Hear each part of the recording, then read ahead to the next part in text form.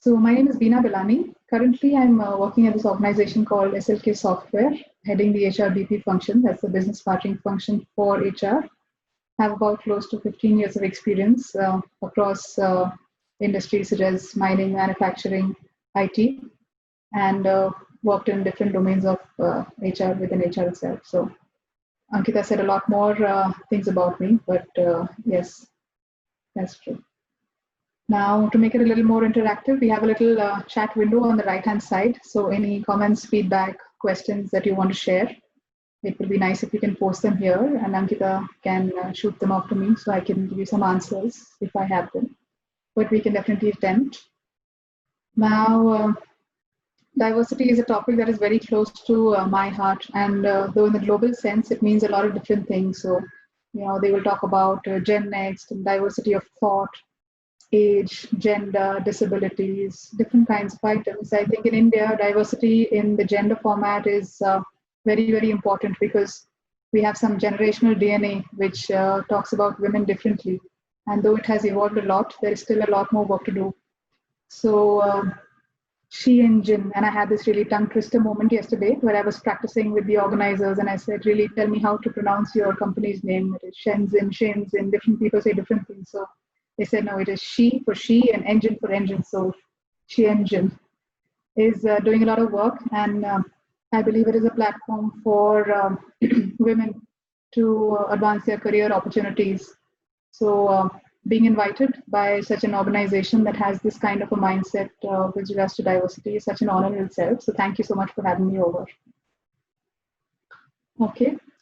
So like diversity, there are many other words that get thrown around in our corporate world on a day-to-day basis. We have a lot of jargon that we use. People keep saying different things, and while some of these are used loosely, some people are really masters at understanding and absorbing the meaning of these words. Okay, and like diversity, there are two others which are on my favorite words list. I don't know if you have any guesses, but if you have, please put them on the chat box. Because Ankita will not unmute you for some time. Now you can use the chat box, but these two words are strategy and culture. So we're talking about organizational culture here, and it's very important to understand its relationship with organizational strategy, because if the two are not interlinked, they don't have any meaning really. They're codependent. So what are these words really? And if you have guesses, please type them out and I will read them out with your name and give you due credit. So what is organizational strategy and what is organizational culture?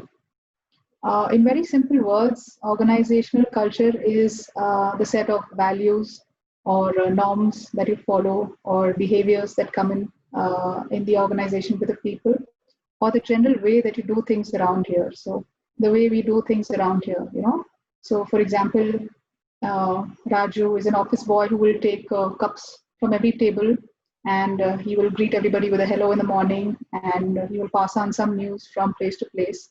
And somebody will have a coffee table chat and they will say, यहाँ पे तो यही होता है ना, यही तो culture है company का, well versed with Hindi. So very basic items like these, but not as basic as the example. All of these sets of behaviors really form the culture of your organization. And what is this big word called strategy?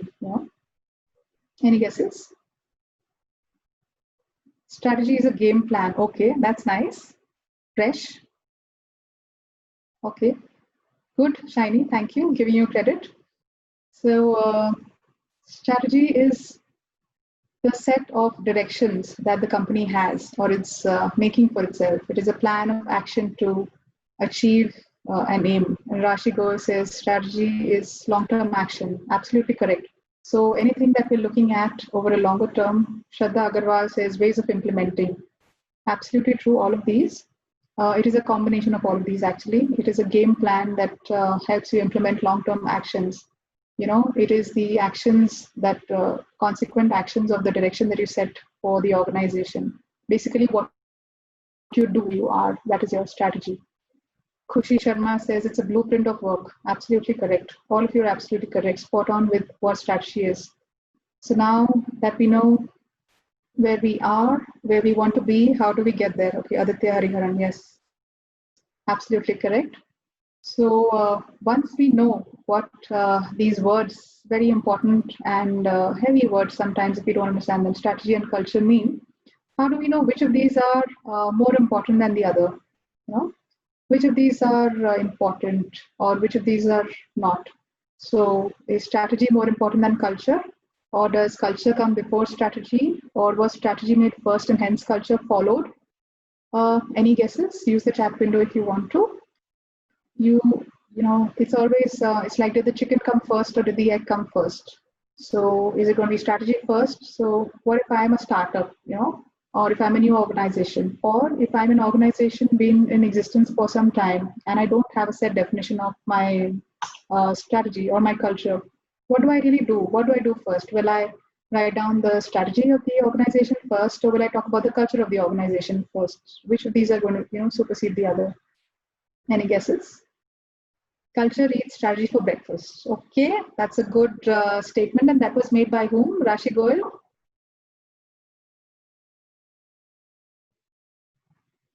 It goes hand in hand and one can't be without the other. Okay. It's a little difficult without the voice because it's coming on in text form, and but it's interactive, so you can type whatever you feel like at that time. And absolutely correct, Rashi. Thank you. So culture eats strategy for breakfast. Now, this was said by one of the most influential management thinkers of all time, okay? Peter Drucker. So Peter Drucker said culture eats strategy for breakfast, and it went on to be modified to for breakfast, lunch, and then dinner. Yeah. So what does it actually mean? How can you eat strategy? What does it mean when we say culture eats strategy for breakfast? Yes, Peter Drucker. Yes, Rashi Goel, you're right.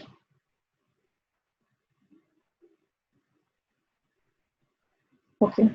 So what this means is that even with the most strong definition of strategy, or even if you have put the most solid foundation of strategy on paper and communicated it to your organization, if you don't have a set of team members who will actually take this strategy and put it into action, then it will fail.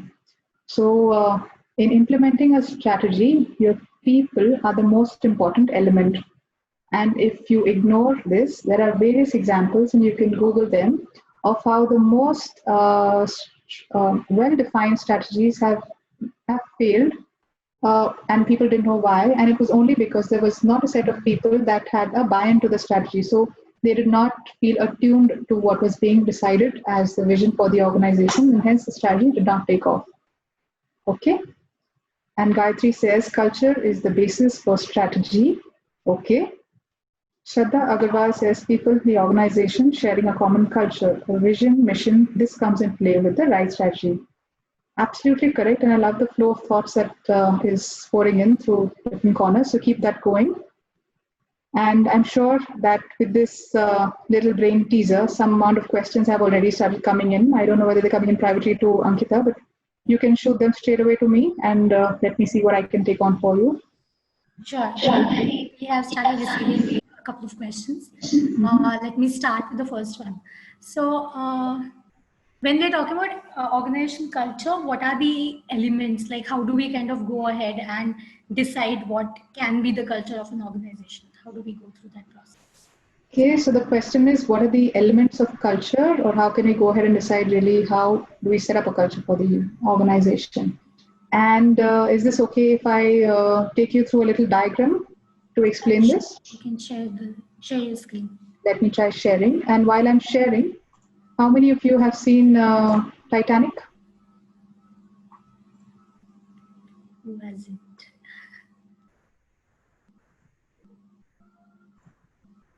I guess everybody. Okay.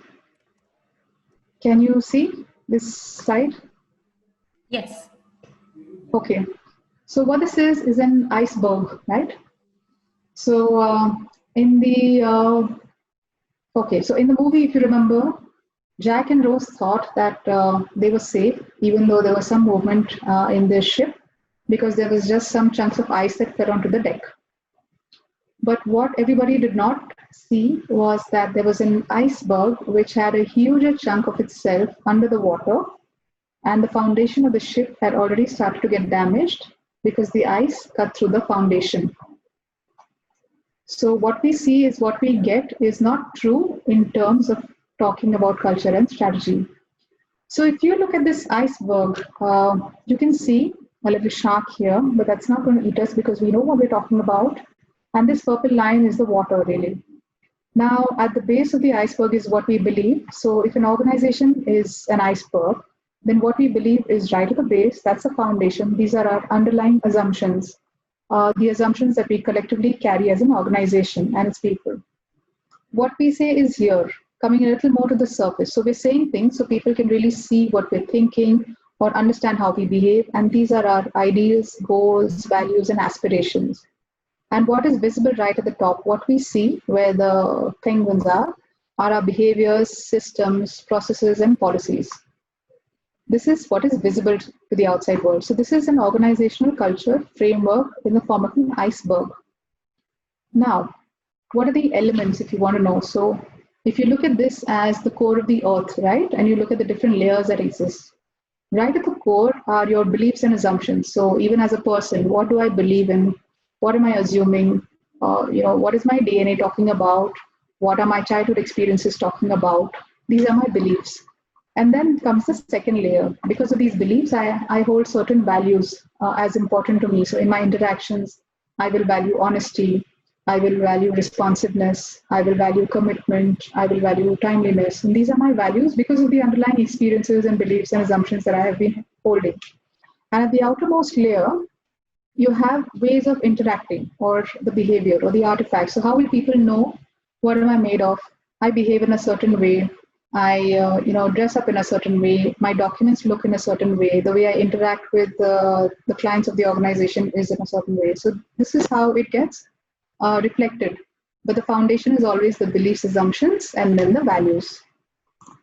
So have I brought some clarity to your question, Ankita? Yeah, absolutely. So this kind of takes me to the next question, that now we have understood the elements of organizational culture, but we actually, what if we have to put it in a strategy for a particular organization to actually put it down on a paper and start implementing it? So what are the processes? How do we kind of approach that? Okay. So the question is, how do you really put a strategy on paper? How would it look? And what is its relationship with culture, and how do you proceed after that? What does it look like? So we're talking in the air, essentially, is what you're saying. And how does it look documented? Yeah. Okay. And can I share a little diagram for that as well? It's a very simple one, but it will help you understand. And I can speak about it, but the diagram will help you understand it further. Okay.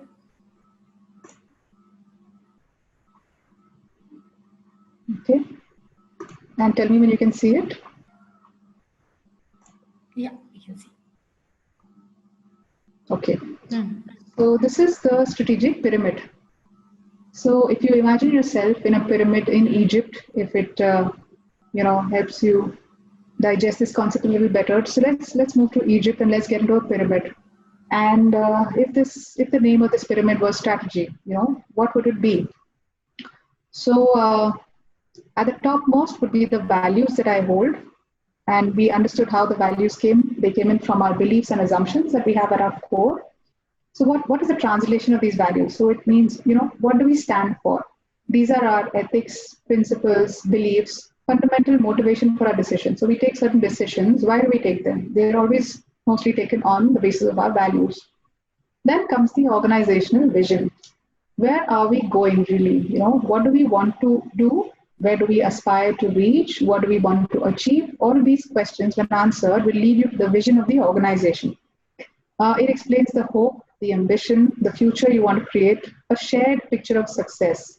So shared is most important here, because if the people, like I spoke about in the earlier section, if the people are not with you and they don't share the same vision, the best of strategies will not do well.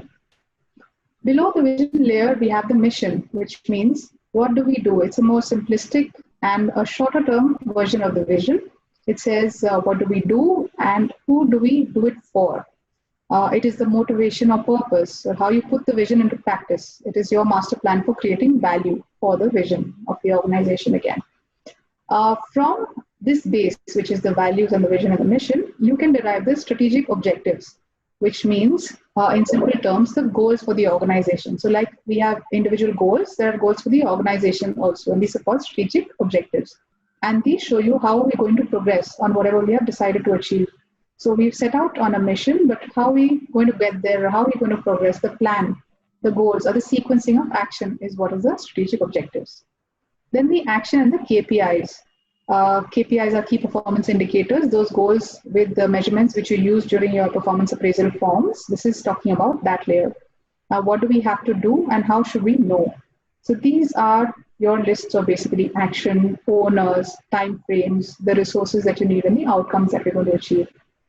This is the strategic pyramid. So how really do you align your values to the goals of each individual? This can be explained in the simplistic form of a pyramid. Does it make sense to anyone? Right. Yeah, Bina. So now if now we kind of understood the elements and the pyramid in which the way in which we can build the culture. But the next question comes as is that a necessity to kind of define the culture of the organization from the beginning? Like what are the advantages or what are the benefits of putting down that strategy of your organization culture from the beginning? Like what is the need and what are the advantages of that? Okay, and I'm sure the audience also has some answers, but they're being a little quiet, so use the chat window again. Yeah. So why do you need to put out a culture in the beginning when you're starting up an organization? Why do you need to set out the definition of the culture? Very simple. First, to attract the right kind of people. So you have an added advantage if you're just starting out because you can really decide whom you want to recruit. If you're in the middle, again, it's a little dicey because you already have people and then you need to work around how do they adapt to the culture that you define. You can attract and retain the right people.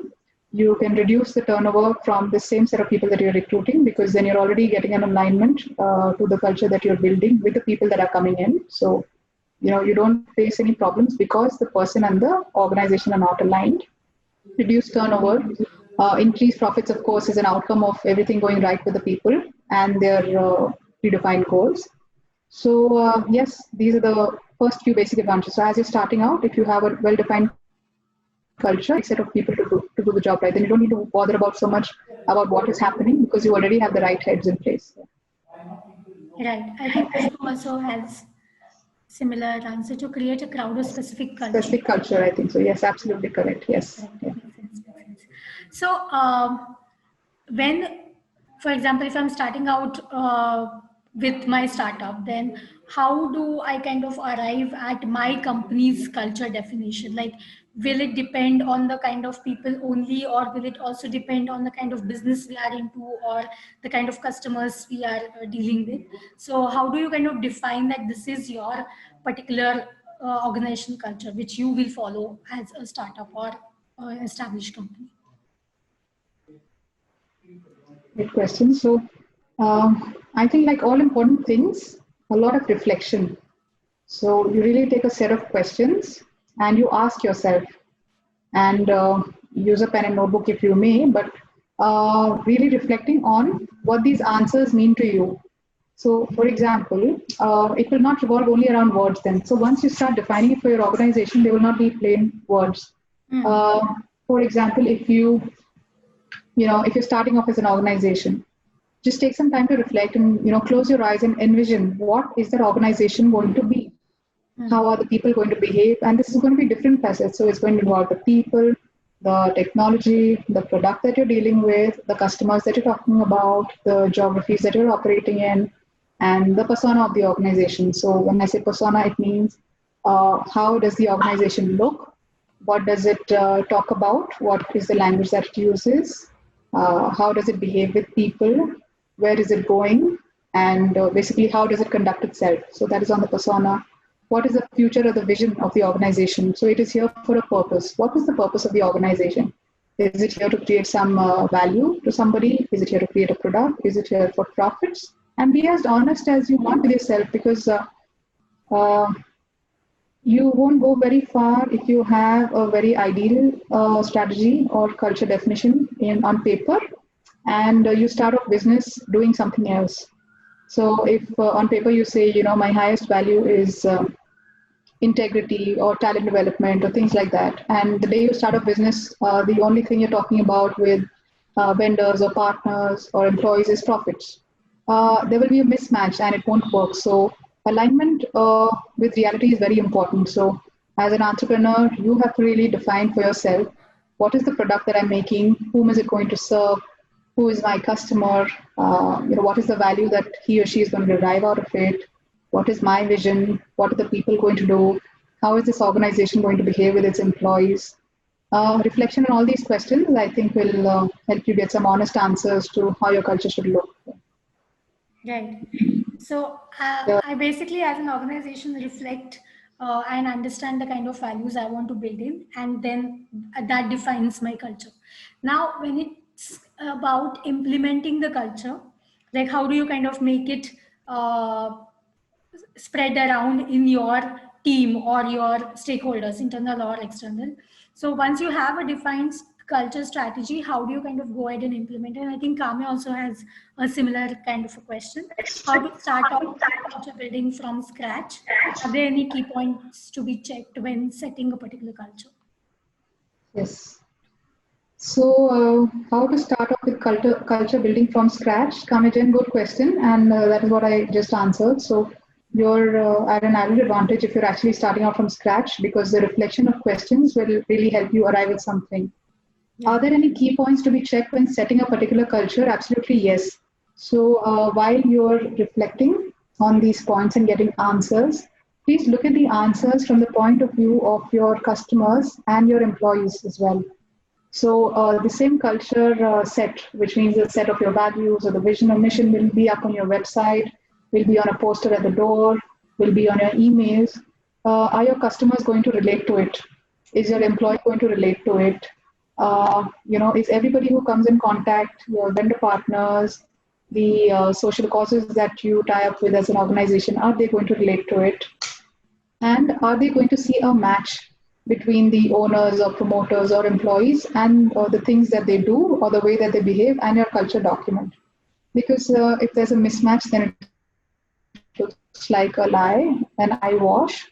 But if the people behaving the same way in accordance with the values that you have laid out as an organization, then yes, that is a definite tick mark in you've actually checked the important parts when setting an organization's culture.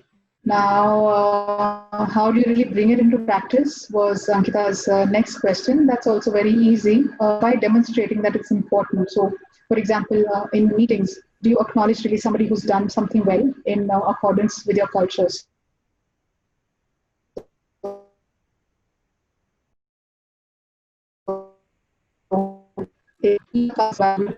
Somebody's effort in saying that, we had this situation last week and our person stayed overnight and it's honored. Do you tell the world is your microcosm of the ocean, reward or recognize such employees and such behaviors? Are you calling it out in front of senior leadership in your organization? Next part is really having a solid vision. So, do you have a solid vision which can attract your existing employees and enable that stick to the organization? The next 5 years, I want to be the number one player in XYZ, whatever your domain. So, are the employees aware of this one? So, have you told anybody that this is your vision, or is it only a poster for you or a website addition? So, are they able to surrender to it? Are they able to, aspire to be there along with you? So, at the end of 5 years, do they see themselves as a part of the system that made it possible? Do they see themselves sitting, on the pedestal along with you and saying that this is the team that made this vision possible for this organization and announcing it to the next rung of leaders? Do they see themselves having a future with you? Are they able to see a shared future along with you? Relationships This also requires commitment. This also requires a shared vision. This also requires sharing of ideas and sticking together through thick and thin in making that vision a possibility. So, Ankita, to your question, it is demonstrating, putting it through the rewards and recognition mechanism, really announcing it to people when people do well, and really having a solid vision and telling people that this is the vision. Are you aligned to it? And aligned to it, and let's go, towards success together. I think these 2-3 very basic items will make it happen. Yeah. Right. So, Bina, when it's about establishing a culture, I just wanted to understand from industry role point of view, is it generally a norm that the HRs build the kind of culture strategy that the organization will follow, or it's more fluid and anyone can kind of come and give their inputs? So how does it work, like in a typical organization setup? Yeah, good question. Now, people have tried different things. So, because the format of the organizations is also changing these days. It used to be, a well-defined organization which is 60-year-old, and I will join this organization and I will retire from the same place. To very big-sized organizations that came in and stayed in for a while. To startups that some of them come and go, and some of them stay in very longer if their purpose is very strong. So the format of organizations has changed, and so has the way of defining the culture. So the methodology can be anything, but what has worked best for most of the organizations is a top-down approach for culture. Okay. Because the alignment has to be very strong, which means that if there is an owner or if it is a listed company, the board of directors have to be completely aligned to what the values of the organization are, because they cannot be behaving in a way that is different from what they have listed for the organization. And hence that alignment is very important. Right. And if people from the middle and junior levels do not see the senior management behaving in a way that is prescribed, when I say prescribed, it is your culture document of values and vision and mission. If they see them behaving in any other way than what it is, then it is very easy to disintegrate the culture of the organization. So normally it is top driven. It gets defined at the top. Yes, inputs can be taken from various levels, but the basic definition and behavior flows in from the top. Okay. And the question? Sorry? There is a question from Khushi Sharma. She says, how the policy of an organization can attract the diversity of employees? Okay. So I'm assuming you're talking about gender diversity here, and there are very many easy ways that people and organizations are following. Some are tying up with organizations like Shenzhen to get more women into the workforce. Women-specific drives have become very famous these days. So you have different drives for attracting disabilities-only positions, or women-only, or return-to-work mothers, or women who have taken a sabbatical, either because they have taken a maternity break, or because they've had something to look after at home and are coming back to the workforce. They find it very difficult to find a regular job because of that break in career. So women-specific drives are one. The next is, once they come into the organization, is there any support that you are offering? Do you have a creche? Do you have flexi timing? All organizations may not have them and may not have the need for them. But if you're looking at attracting a certain segment of the population, these items become a little more important. Do you have maternity benefits?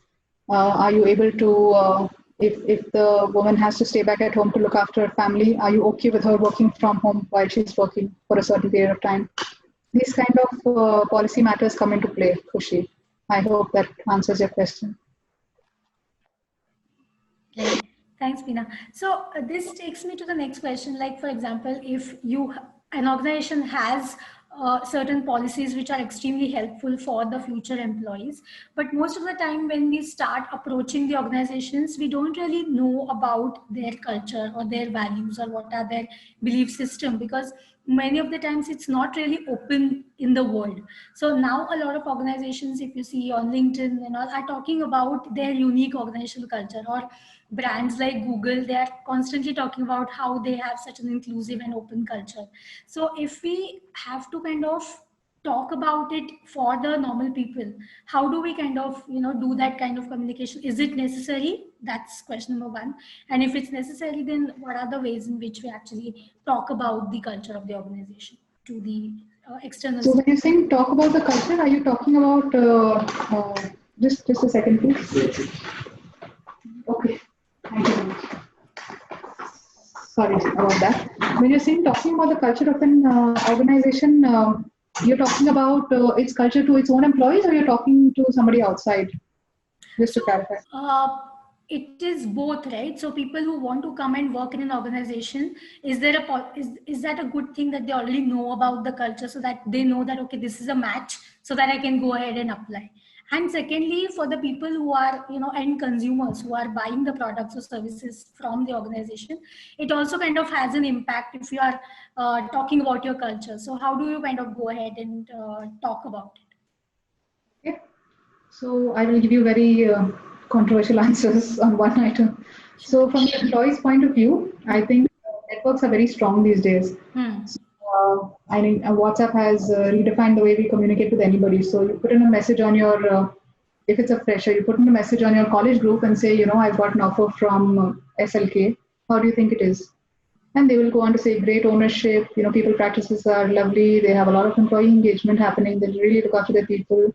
Career opportunities a lot, learning opportunities are aplenty. So they will do that, or they will go to Glassdoor and read the reviews, or they go into a LinkedIn and see the comments that people have posted below their posts. Because sometimes companies put in something good, and certain people write such nasty things. You didn't look after me while I was leaving the organization, and now you're posting about good employee practices. Right.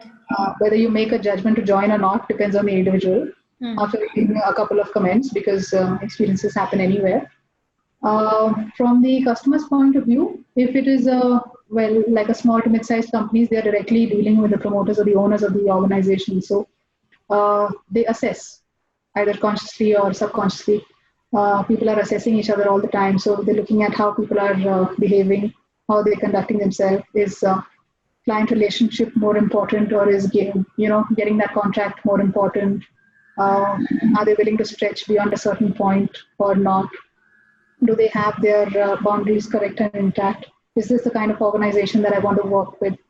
And if it is a large organization, of course, there's a lot of publicity and comments available in the market, so everybody knows how they behave. So it becomes a little easier to understand how large organizations behave. So yes, and a lot of reading, of course. So the kind of things that they post, print media is a little less these days. Online, what is the company talking about? What is it posting? What are the kinds of employees that it has hired in the last few months? The quality of people that it has, which are the social causes that it is associating itself with. I think a few of these triggers can get you some kind of opinion on the organization's culture. Right, but you're saying it's important to put all these things out there so that people can have something to make a judgment of it, whether It is it's important, yes. or to buy products or services. It is absolutely important, because then without that information, they don't know whom they're coming to. So while they know that it is a company and it's giving me a job, but am I going to be aligned there? Am I going to be accepted there? Will I even be comfortable there or not? That is also a main important part, right? Because you spend your waking hours here. If you're not comfortable with the way things happen, then won't last very long. Happily, at least. Yeah. Right. I think we have a question from Gayatri. It's mostly the people on the higher level that take care of the culture setting. It will obviously have its pros and cons. How can we set a balance and reduce the reach between the higher level and the lower level employee? Yeah. So the higher level people will take care of the culture setting, not. They will take care of the culture definition according to where the organization has to go. Setting the culture and ensuring that it remains is the job of each and every manager, regardless of which level he is at. So, like I said earlier, is the manager able to acknowledge the effort from an employee which is aligned to one of the values of the organization? Has he worked with dedication, integrity? Was he absolutely responsive? Was customer intimacy his highest goal while he was performing his job? Suppose these are my values, and the employee has behaved in a certain way. Am I acknowledging it? Am I rewarding him? Forget rewarding. Am I even recognizing that he has done something that is important as a value of the organization? So while each individual is responsible to display the values of the organization while at work and outside, Each manager holds himself or herself accountable for really ensuring that the values percolate right to the bottom layer of the organization. So it doesn't remain at the top, it becomes an organizational culture. So everyone speaks the same language. The things that are important to the manager are important to the team member. The CEO talks about the same priorities and the engineer talks about the same priorities. That is when the language comes in. Right, right, right. I think the questions are already starting to come, so I'm just going to Yeah. read the question. What key things should an entrepreneur keep in mind about culture during hiring the initial employees? Hmm. Alignment is a single answer to that, Rashi, and I hope I gave an okay answer to Gayatri before that. So, what key things should an entrepreneur keep in mind about culture? Just the alignment. So, while you're hiring the initial set of employees, it will help if you have, at least, if not in complete words, an idea of what you want as the culture of the organization. And then while you're hiring, you can easily check alignment. You can ask the prospective employees about situations in which they had to deal with a difficult customer and how did they react? Did they get angry or were they responsive? Or did they quickly enable a solution? What is it that they did? So by asking probing questions about situations that have happened in the employee's past, or what are the personal values that are important to the individual, you will be able to understand the person's framework, the mental framework, and then you can check if it has an alignment to your organization or not. So alignment is the key word there. Yes. Right. Okay, Shraddha Agarwal. Do you think physical organization space plays an important Yeah. role in fostering organization culture? Yeah, because everyone of us are also working from home now. So does it have an impact? I don't know. You tell me, Ankita, are you working less or more working from home? I don't think I'm working more or less. It's almost the same thing, but sometimes you kind of need to have those physical connects. You know, your team sitting together, ideating, brainstorming together. For now, for each and everything, we are kind of Zoom calling and WhatsApping and all of that. But the process, I think, according to me, becomes a little more interesting when you have a group of people sitting together, ideating, brainstorming, and then implementing. So according, Yeah. yeah, that does have an impact. So, like all important answers, I think context is very important. Right. So if you're talking about, do you think, physical organizational space, physical office setup plays an important role in fostering organization culture. So what is this culture that you're talking about? Suppose collaboration is a culture, then you need to really work with people and Zoom calling works, but not completely. Sometimes, like most of you, all are not on video. You miss out on very subtle cues. So now, while it is unavoidable because of the COVID scenario and we're not supposed to be breathing each other's air, but otherwise, you miss out on very subtle cues. If you cannot see the person, you miss out on body language, you miss out on facial expressions when you mention a certain clause in a contract. While you're giving a suggestion, if a person twitches a little bit, you will not understand from the expression of his or her eyes. So all subtle cues get mixed up. So if collaboration is important, then office setting is important. If you're working in a research-based organization and individual contributorship is important, then it does not matter if you're sitting in a coffee shop or on your bed or on the sofa or in the office chair. It doesn't matter because you'll be in your own cubicle anyway. But again, if it is your individual contributorship in research, and you have a modern office design which has cubicles next to each other, which with very minimal space, and everybody is screaming down each other's throats and saying, I sent you that email. Why don't you respond? Blah blah blah. You will not be able to focus. So context is key, like in everything else, and depending on what your job is and what is the priority of the organization for you at that moment in time, yes, physical spaces will make a difference. I hope that's an okay answer to you, Shraddha. Right. Thank you, Bina, for that.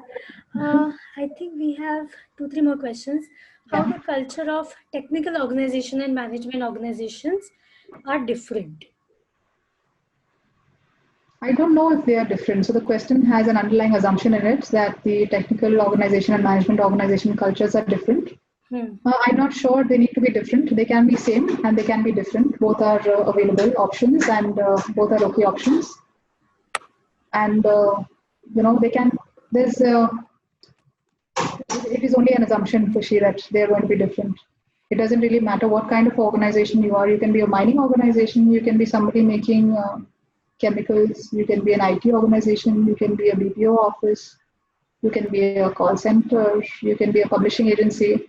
Um, the type of work is only a consequence of what is the activity that you're deciding to do as an organization. Culture is not dependent on what you do. Right. Yeah. The next question is from Ranjani. She's asking, is the current situation with most of the employees working from home, what could be the best way to handle and maintain the predefined culture, or should we come up with new innovative ways? Regardless of current situation or not, we should come up with new and innovative ways always, because that is the nature of the game that we are in. As long as if you don't evolve, you're dead, is the mantra that most of the good organizations move with. So the minute you get stagnant, you're gone. So you have to come up with new and innovative, yes. But if there's anything that has been working for you already, the only thing that you do is move it from a physical landscape to a virtual landscape as far as it's possible. So, for example, if you had a recognition ceremony before in person where people would get together and eat samosa chai, the only thing that you have to do is transfer it to a Zoom call and say that we're going to have our own chai, but we'll celebrate it nonetheless. So these people do get the rewards, but we'll celebrate it together and do it over a Zoom call. You will miss the personal claps, which you can do over audio here, but hold the celebration still. Foster what is important, keep saying the right things always, and interactions with customers again. So if it is your way of behaving in the organizations that you will always wear a suit when going to a client location, okay? This could be one of the ways or norms accepted at a company. Now you're sitting at home and you're lying on the couch in your dirty shorts the entire day, but working equally hard. But you have a client meeting scheduled at whatever 5 o'clock. Sorry for the lights gone out. At 5 o'clock in the morning. Does that mean that you will sit in front of the screen with your t-shirt? No, you will not. You will still dress up and you will still talk to the client as professionally as before. And if his mode of communication has changed from email to a WhatsApp, just because email is not accessible at all times, maybe because of network issues, will you use short forms and will you forget to say dear sir or dear ma'am? And will you get more casual and use typing lingo with him? No, you will not. So new and innovative ways, yes, but whatever has been the culture before the organization, you will continue to maintain it. How you execute it can be the new and innovative ways which you can come up with. Right. Audience, in case you have any more questions, we can accommodate one or two more questions. We have that much time. So please go ahead and type your questions in the chat box, and Bina will be happy to answer them. So, Bina, I just wanted to understand, like from your long stint of working with different organizations, what are the things that you or your team implemented as far as organizational culture is concerned, and how, like, can you give us like an example as to what is that one or two things that really struck the chord with the employees and it was beneficial for a longer time? So this exercise, I've done it about 4 times now. Really defining the culture and implementing it within an organization. The only thing that gets etched in the memory of the employee is the peak moments that he has because of the culture and how tuned is he or her self to the culture of the organization. So, for example, if an organization has done it so well, in the sense that it has communicated to its employees in various forums so well, that in the next 5 or 10 years, we are going to achieve X, Y, Z. X, Y, Z is either a position in the market, or it is either a position in a research paper, or it is the highest profits in a certain segment, or it is the highest revenue or metric tons, or whatever is the quantity that is important to the organization, whatever is the metric that the organization uses. If that has been conveyed so powerfully and so frequently to the employees that all of them start to feel like they're a part of something bigger than themselves, which gives them a sense of purpose. So purpose never fails. Once you give your team members, you can try it in a smaller group if you're any of you are interested in really experimenting with people dynamics. Please experiment in your smaller teams and see that when you give your own employees a sense of purpose about something, will they fail you ever? Not. Are they the best at what they're doing? Maybe not. Maybe yes. Uh, will they not make mistakes? Maybe not. They will continue to make mistakes. But, they will never leave you for something else because your purpose is so big that it has consumed them.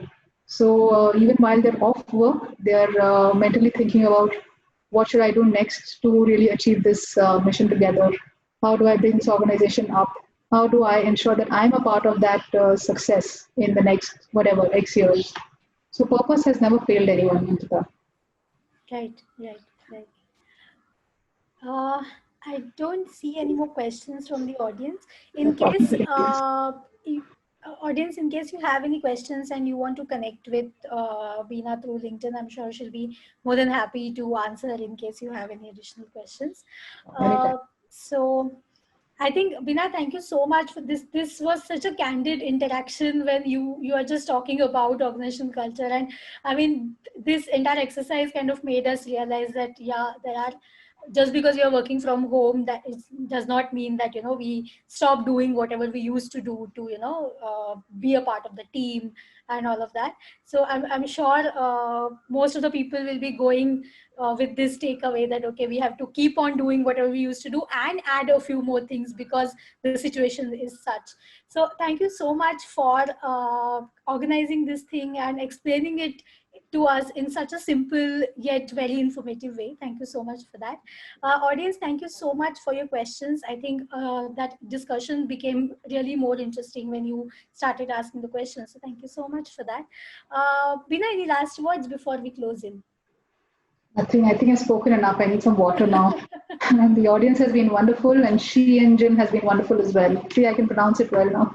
Totally. Thank you so much, Bina. Thank you, audience. As I mentioned earlier, the webinar series is ongoing, and I have given a couple of links for our social media handles. You can go and check out for the future webinars as well. And having said that, thank you so much, all of you. Have a good evening. Thank you, Bina. Have a good Thank you. Thank you. Bye. Yeah.